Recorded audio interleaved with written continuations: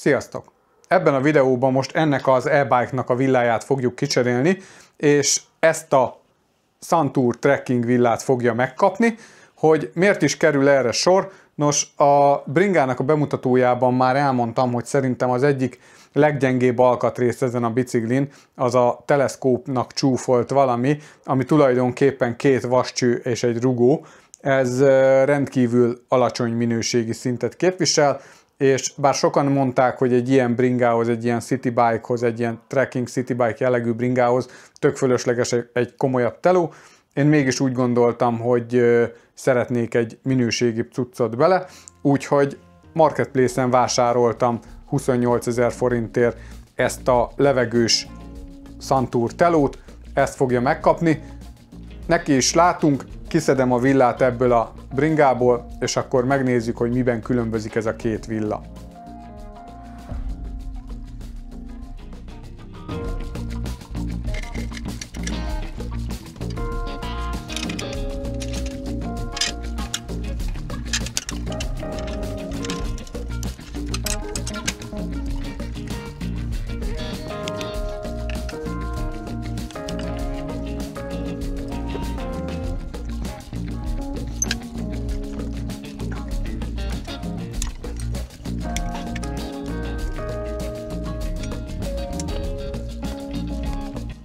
Na, sikerült lebontanom a bringának az elejét, és kikerült belőle ez a ipari hulladék, ami tulajdonképpen két vascső és egy rugó.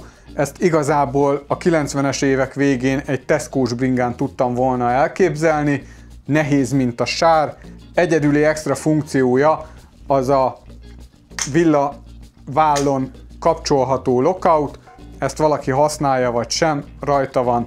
Egy teljesen primitív konstrukció. Mint mondtam, 27,5 colos kereket fogad, és a váz kialakítása alapján gondolhatnánk, hogy ez egy tapered fejcsöves váz, akkor ez is majd biztos tapered nyakú lesz, de nem. Ez egy normál 1,1/8-os csővel rendelkező teleszkóp, illetve teleszkópnak ne csúfoljuk, inkább nevezzük csak simán villának. Na de akkor hogyan kerül egy tapered fejcsöves vázba egy normál méretű villa? Nos, ezt a kínai úgy ugrotta meg, hogy magába a fejcsőnek a belső részébe tett egy közdarabot, és ebbe lett beleütve a persely, ami fogadja a csapágyat, ami egy normál méretű csapágynak megfelelő. Ugyanakkor ezt olyan jobbágy módon oldották meg, hogy ez nem csak hogy bele lett préselve, hanem ez két ponton bele is lett heggesztve a vázba, úgyhogy ezt ki kellett ütni. Szerencsére ezt már nem most vettem észre, hanem amikor a villát belepróbáltuk az eladónál a bringába, akkor szembesültünk ezzel, hogy ez benne van, de igazából egy kiütővel 2 másodpercen belül kijött ez a beleheggesztett öntvény darab, mert ez tulajdonképpen egy alumínium öntvény, és ez volt benne. Úgyhogy az új villához nekem még szükségem van egy alsó részre a csapágyhoz, illetve egy csapágyra, csapágycsészére. Na de hogy miben különbözik ez a villa és a régi? Túl azon, hogy a régi ugye full acélkonstrukció, egyedül a villának a válla az, ami valamilyen más anyagból van, hogy magnézium vagy alumínium, azt nem tudom, inkább alumíniumra tippelnék.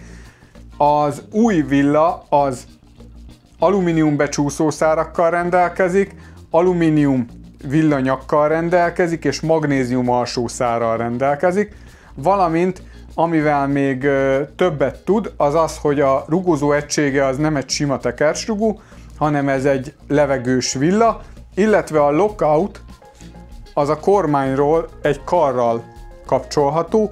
Ezt én most fel se fogom szerelni, mert ez most jelenleg engem annyira nem érdekel. Amiben még más a Suntour villa a régi gagyihoz képest, az a felfogatási pontok. A tárcsaféknek a felfogatása az itt PM konzolra történik, az IS helyett. Ez egy sokkal precízebb kialakítást igényel, tehát ezt ugye az olcsóbb villákra nem nagyon szokták rátenni, illetve régen nem ezeket rakták rá. Ez egy sokkal merevebb konstrukció, és nem kell adapterezni, úgy, mint az IS verziónál, illetve A sárvédő felfogatási pontok is máshogy helyezkednek el. Itt direktbe a villa szárra rögzítjük csavarral magát a pálcát.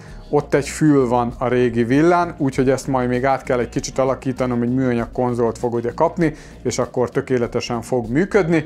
És ami lényegi eltérés még a két villa között, hogy a régi az 27,5 colos kerékhez való, ez pedig egy 28-as trekking kerékpárhoz való villa, és ez volt az egyik kérdés, hogy vajon jó lesz-e nekem ez a villa, úgyhogy át is gurultam az eladóhoz és megnéztük, és belepróbáltuk a kerekemet, és megnéztük, hogy ez tökéletesen passzol bele, és ami kérdés volt, az ugye a sárférőhely. Itt egy jóval kisebb sárférőhely van, de ennek a biciklinek nem a dagonyázás lesz a sorsa, úgyhogy ez tökéletesen meg fog felelni erre a célra. Később, ha kap egy újabb gumiszettet, akkor valószínűleg már eleve egy keskenyebb gumi fog belemenni, úgyhogy ez nem fog problémát okozni.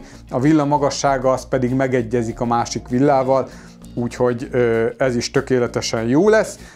Ennek a Santour villának még ami különlegessége, hogy az útja az belülről állítható, most körülbelül olyan 70 mm-es útra van egyébként beállítva, ez így is marad. Na nekiugrok, megpróbálom összelegózni, és akkor megnézzük, hogy milyen lett.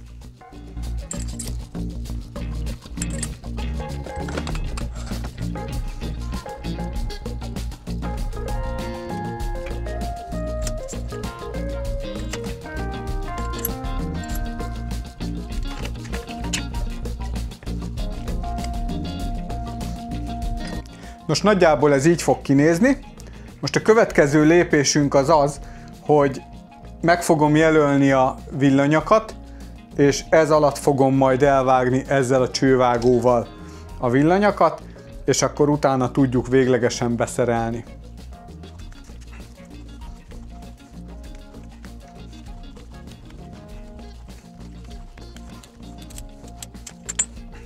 Következő lépésként pedig a csillaganyát fogjuk majd beleütni a villanyagba.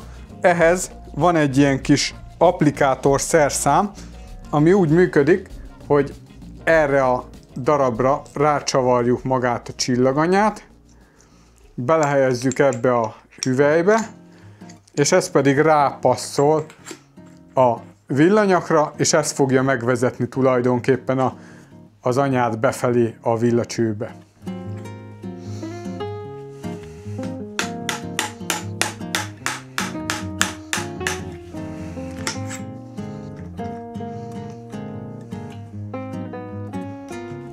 Benne is van.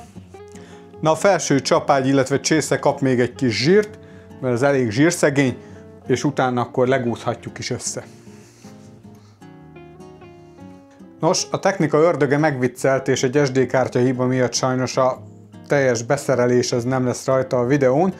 Lényeg a lényeg, sikerült beépítenem a villát, a fék is be van állítva, kábelek el vannak rendezve. Egyedüli dolog, ami még hátra van, az a sárvédőnek a felszerelése, és ezt, mint mondtam, egy eltérő konzollal oldotta meg a Santour villa gyártója, mint a régi Kotvány villán a villának a gyártója, úgyhogy ehhez kell egy átalakító adapter, és ehhez a villa eladójától kaptam két ilyen műanyag közdarabot, nem tudom, hogy mennyire látszik. Ez valamiféle régi lámpakonzol, vagy pedig bringás komputernek a konzolja, ebből kaptam 2 darabot, és ilyen módon fogjuk megoldani, tehát ezt az acélpálcát ugye 90 fokkal el fogja fordítani a felfogatási pontot, és így fog rögzülni majd erre az új villára.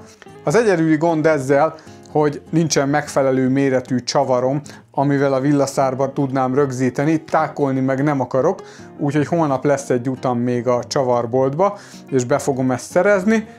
Összességében úgy gondolom, hogy ez a villacsere egy egész jó beruházás volt. Szerintem nagyon sokat fog dobni ennek a bringának a komfortérzetén, meg összességében a minőségén, és kinézete is szerintem eléggé pofás. Nem beszélve arról, hogy ez egy kisebb súlyú villa, de így már az én lelkem is nyugodt, hogy nem egy ilyen acélcsőből összetákolt valami rugóval karistolok az úton. Úgyhogy ez a videó most ennyi lett volna, remélem, hogy találtatok benne valami érdekeset vagy hasznosat. Ha így volt, akkor nyomjatok egy lájkot, és iratkozzatok fel a csatornámra. Köszönöm, hogy megnéztétek, sziasztok!